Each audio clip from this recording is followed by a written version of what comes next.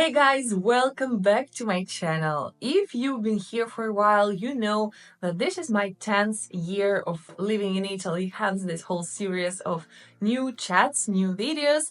And if you're new here, welcome to my channel. I am Valeria and I'm an expat in Florence. I work in branding and social media, and in my free time, I roam this beautiful country and I love making travel vlogs where I share my adventures and my experience. However, sometimes I also sit down for these chatty videos, sharing my expat tips, sharing my thoughts.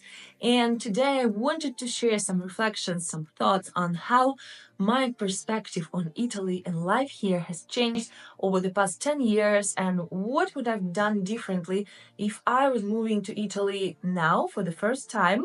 Spoiler alert, I came so unprepared 10 years ago, which resulted in lots of stress, lots of tears, and wasted money in my first year of living here, maybe even 2 years of living here. And so today I wanted to share some tips with you, so if you're moving to Italy now, it may go smoother for you. But before we begin, don't forget to subscribe if you're not subscribed yet, like this video, and if you want to support my work, support my channel, make sure to hit the thanks button down below near the like button, or you can buy me a coffee through the link in the description box. And thank you so much to everyone who's already supporting our job, because this way my small team and I can make even more travel vlogs for you guys, and travel vlogs require quite some investment, so thank you so much. And today, let's dive into this expat talk. First and foremost, the biggest mistake I made was not learning enough about the bureaucracy processes and just daily life things, like banks and post offices, how they work and the documents required and all these kind of things. Being an EU citizen, it was easier on one hand because I didn't have to go through all the complex visa paperwork, but on the other hand, I did not have the clear guidelines of what to expect and what was expected of me. So basically, the only thing I had to do was to just register my residency here and obtain my residency, the identity card, Italian identity card. But I did not know that, and it was a hard blow after hard blow after hard blow in the first year. I was so lost, and I ended up getting so many useless certificates and paying for them because I did not speak Italian back then, and the people working in these offices did not speak English, and so I couldn't get any guidance. And instead of following just a very, very simple process that was intended for me, I ended up getting so many unnecessary papers and certificates and stuff. And yeah, I wish I knew better, and I wish I got more informed before moving and just, learned a little bit more about the bureaucracy. Which kind of leads me to my next point. I wish I learned at least some basic Italian beforehand. Now, when I first came here, I came for a gap year to learn Italian, and then I enrolled to the university. However, I came with zero Italian at all, and it was a big mistake. Because while people in general do speak English, especially in the tourism industry, people speak decent English, people working in all the bureaucratic offices do not. And it can be a struggle, guys. You don't really need to speak fluent Italian. I have lots of expat friends who've been here for years and they still do not speak Italian fluently, but they have at least some basic skills. So they can go to the post office, they can go to the bank, they can go to the municipality office or something to get their documents sorted out. This is massive. Imagine getting a fine or getting your bills, especially the first bills, and not understanding anything. I remember the first few times when my household bills arrived here, I was so lost because there are so many different numbers and details on every bill, and I wanted explanation. I wanted to know what I'm paying for, and I did not understand anything, and it was a struggle to understand it. However, progressively, as I was learning Italian, I was able to go to my electricity provider, for example, go to their office even in person and ask for explanations. And then, slowly it became clearer to me. So this is massive. Learn at least some Italian. This will help you a lot, especially in the first years as you're adjusting to life here. Next up, and always thinking about the bills, I wish I could prepare myself better mentally and financially. My big mistake was not doing any research before coming here. What I mean is that I wish I did some research on the companies providing electricity, gas, water, and this kind of stuff. I wish I learned more about the fees and the usual fees and what to expect in terms of monthly payments and these kind of things, First of all, there are different providers in every region. Even now, moving to Florence, because I've lived in Bologna before, and then I moved to Florence 5 months ago, and I learned that there are different providers for everything here, and I had to research these companies all over again and find a new provider for everything. So it varies greatly. So if you already know where you're moving to in Italy, do your research. Try to research at least some companies, some bills, what to expect, these kind of things, because it will just prepare you a little bit better. I mean, you can never be fully prepared, you can never account for everything. But if there are some things that can come to your mind beforehand, better learn about them before. Because, once you're here, the things will accumulate greatly and quickly. So, if for example, you can make a list of the bills you're paying now and try to find something about the companies and the bills, the fees, everything, for the same bills in Italy, it will help you a little bit because you never know what else you will have to figure out as you go. So, having at least something ready, having at least some knowledge will just take off some stress. Now, this might be somewhat an unconventional advice, but something that I would 100% done differently if I was moving now. I would never choose or rent an apartment with single glazed windows.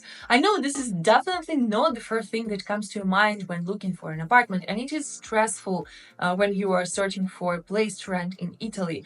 But when I first came here, I was so desperate to find an apartment that I just didn't give it a second thought.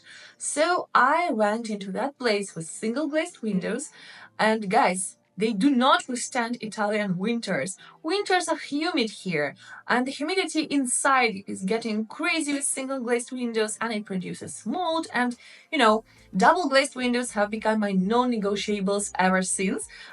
In those first years living in that apartment with single glazed windows, I've been spending the most money on heating every winter and fighting mold and fighting humidity and all these kind of things.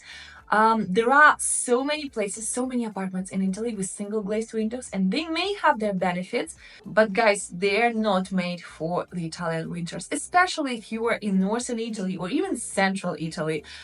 So yeah, maybe something to keep in mind if you're looking for an apartment. I know that finding an apartment in Italy is hard, and it has never been easy for me, in all these years. Whenever I change the apartments, it's always been stressful finding a new place.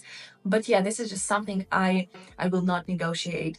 I will not look into apartment with single glazed windows. And by the way, if you want to learn more about renting an apartment and get some tips on how not to get crazy while looking for a perfect place to live in Italy, I have just released another video about it with my best tips, so I will leave you a link up here. One more thing that is easier said than done is learning more about the laws and general rules in Italy. Same as with bills and bureaucracy stuff. You cannot account for everything when you're just moving here, but at least something. One thing that I recommend you researching are the driving rules if you're planning to drive here and how they differ from your country, the driver's license conversion rules for your country. There are so many of those actually. If you're planning to bring a car in Italy, same thing, or if you're planning to buy a car in Italy, it may be different from how you are used to do things. But most importantly, learn about some specifics, like, for example, the infamous ZTL, the limited traffic zones that are everywhere in every city in Italy. You cannot go there unless you have a permit, so you will have to learn about these areas and how to avoid them, where they are, when can you go inside, or if you need a permit, if you're, for example, planning to rent an apartment inside one of the ZTL areas, you may need a special permit as a resident of that area. So you have to know all of the things to make things easier, for you. I just highly recommend you to educate yourself on at least the driving rules, but then there are more rules, of course, you know. For example, the recycling rules and all other kinds of just daily things that you will encounter every day here in Italy, and it's better to get prepared. By the way, speaking of the driving rules, guys, I have a video dedicated to some tips on driving in Italy, so I will leave you a link up here and you can watch it. Maybe it will help you a little bit, especially with the ZTL. I go in depth there because I've been there, you know, and I've learned it the hard way. I got my first fine in Italy for entering ZTL that I had no idea about. I knew that this thing existed, but I didn't know that it was there on the street that I crossed. So yeah, you know, something to keep in mind. The last thing that I would 100% done differently this time would be putting less pressure on myself. I mean, I know it's hard, and the first year or two as an expat might be hard and it's scary, but you are already super courageous to be doing this, you know, to be moving abroad, and be gentle with yourself, be graceful with yourself. Take a break, rest, take a weekend off, you know, travel somewhere, because Italy has so many amazing options for just day trips. You don't need to travel far. Take a stroll in your city. Take coffee all by yourself, soak it all in, people watch, read a book in your language, because you'll be already stressing yourself out with Italian in your daily life. So, you know, just allow your brain to relax, allow your soul to relax, nourish your soul, because for many people, their first year or two as expats just fly by, you know, time flies by and you don't really notice it, because as humans, we tend to focus so much on the bad that we forget to focus on the bright side of things. And when you are stressed out, normally you are stressed out for moving abroad and figuring things out, you know, we tend to just push ourselves a little too hard. I know it was the case with me. And, you know, I think giving yourself time, giving yourself permission to rest, and not pressuring yourself to settle down immediately, to figure things out immediately, to get the things right with the language, to find new friends, to network, to do all the things, it's just not the priority in the first year. The priority is taking care of your health, of your mental health, of yourself, your loved ones, while also navigating life abroad. And, you know, putting extra pressure is so wrong. It will not get you anywhere. Stay hydrated. Don't forget to eat well. There are plenty of options to eat well in Italy. Enjoy the good weather. Enjoy the sun. Stay outdoors, you know. Enjoy the beauty around you. Go to the museum, because don't forget that, yes, moving abroad is stressful, but there are so many beautiful things to do and to see in Italy. So enjoy them. Make sure you are taking advantage of all these things and the proximity of those and how easy they are to get when you are here.